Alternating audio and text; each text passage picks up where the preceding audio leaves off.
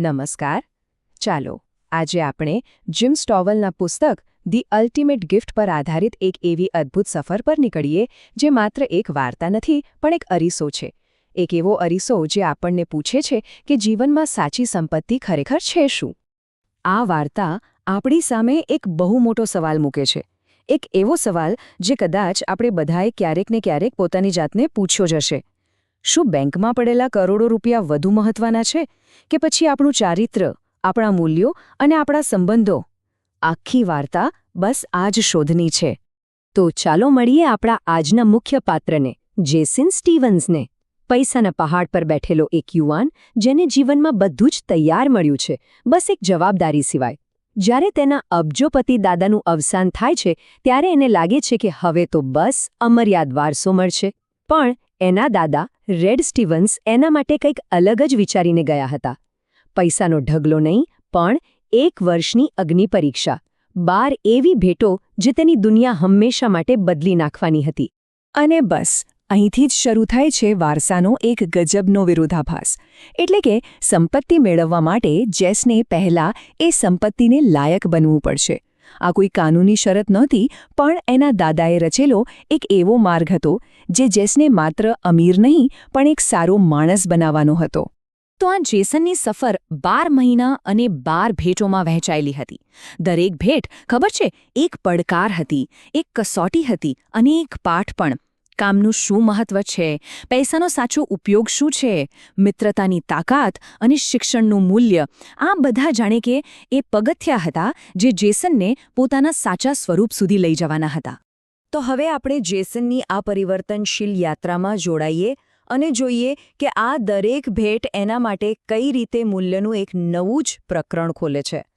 આ માત્ર કાર્યો નહોતા, પણ જીવનના એવા ગહન પાઠ હતા જે તેના દાદા તેને શીખવવા માંગતા હતા.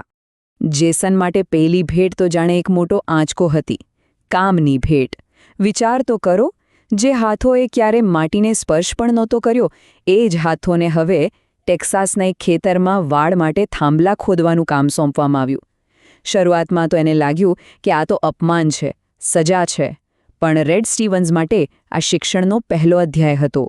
અને જ્યારે પરસેવો વહાવીને, સખત મહેનત કરીને એણે કામ પૂરું કર્યું, ત્યારે એને પહેલીવાર કંઈક એવું સમજાયું જે કરોડો રૂપિયા પણ ન શીખવી શક્યા હોત.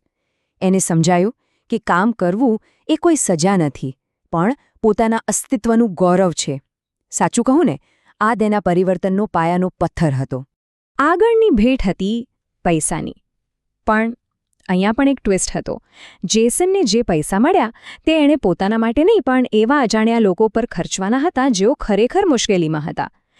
જે માણસે આખી જિંદગી પૈસા પોતાના પર ઉડાવ્યા હતા, એના માટે આ એક બહુ અજીબ કસોટી હતી, નહીં? અને ખબર છે, જ્યારે એણે એ પૈસાથી કોઈ જરૂરિયાતમંદના ચહેરા પર ખુશી જોઈ ત્યારે એની આખી દુનિયા જ બદલાઈ ગઈ. એને પહેલીવાર સમજાયું કે પૈસા માત્ર ભૌતિક સુખ ખરીદવાનું સાધન નથી, પણ એનામાં કોઈના જીવનમાં આશાનું કિરણ બનવાની તાકાત પણ છે. જેસનની આ યાત્રા બસ અહીં જ ન અટકી. એણે સમસ્યાઓનો સામનો કરીને શીખ્યું કે મુશ્કેલીઓ આપણને તોડવા નહીં પણ વધુ મજબૂત બનાવવા આવે છે. બીજાને મદદ કરીને તેણે નિસ્વાર્થ આનંદનો અનુભવ કર્યો, કૃતજ્ઞતા વ્યક્ત કરીને સંતોષ મેળવ્યો. અને છેવટે પ્રેમની ભેટ દ્વારા તે સમજો કે જીવનનો સાચો અર્થ તો સંબંધોમાં જ છે. તો 1 વર્ષ પૂરું થયું. એક ઉદ્ધત યુવાન હવે એક સમજદાર અને દયાળુ વ્યક્તિ બની ગયો હતો. હવે સમય હતો અંતિમ ભેટનો. શું મળ્યું હશે એને? શું હતું એ રહસ્ય જે તેના દાદાએ એના માટે સાચવી રાખ્યું હતું? હા, એણે પૈસા મળ્યા, અને થોડા ઘણા નહીં, પૂરા $1 અબજ. જરા વિચારો. એના દાદા જાણતા હતા કે 1 વર્ષ પહેલાં આ રકમ જેસનના હાથમાં આગ જેવી હતી. પણ હવે જેસન એક એવી વ્યક્તિ બની ગયો હતો જે આ સંપત્તિની કિંમત અને તેની સાથે આવતી જવાબદારી બંનેને સારી રીતે સમજતો હતો. પણ સાચું કહું, રેડ સ્ટીવન્સની અસલી ભેટ એ નોટોના બંડલ નહોતા. સાચી ભેટ તો એ પાઠ હતા જે જેસન શીખ્યો હતો. સાચી ભેટ હતી એક મજબૂત ચારિત્ર્ય, પ્રેમભર્યા સંબંધો અને એક હેતુપૂર્ણ જીવન જીવવાની સમજ. આ એવી દોલત હતી જે દુનિયાની કોઈ પણ બેંકમાં જમા ન થઈ શકે. અને આ જ વાત આપણને વાર્તાના મૂળમાં લઈ જાય છે. સવાલ એ છે કે એના દાદાએ આટલી લાંબી, આટલી જટિલ યોજના બનાવી જ કેમ? એમનો અંતિમ હેતુ શું હતો? રેડ સ્ટીવન્સના આ અંતિમ શબ્દોમાં જ આખી વાર્તાનો સાર છુપાયેલો છે. તેમણે જેસનને માત્ર વારસો નહોતો આપ્યો, તેમણે તેને જીવન જીવવાની ભેટ આપી હતી.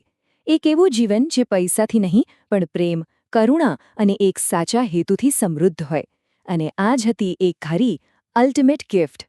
જેસનની વાર્તા પૂરી થઈ, પણ એ આપણી સામે એક મોટો સવાલ મૂકીને જાય છે. આપણને સૌને આ જીવન નામની એક કિંમતી ભેટ મળી છે, તો આપણે એનો ઉપયોગ કઈ રીતે કરી રહ્યા છીએ? આપણે દુનિયા માટે કઈ ભેટ મૂકીને જઈશું? બસ આ વિચાર સાથે જ આજની આ સફર અહીં પૂરી કરીએ છીએ. ફરી મળીશું.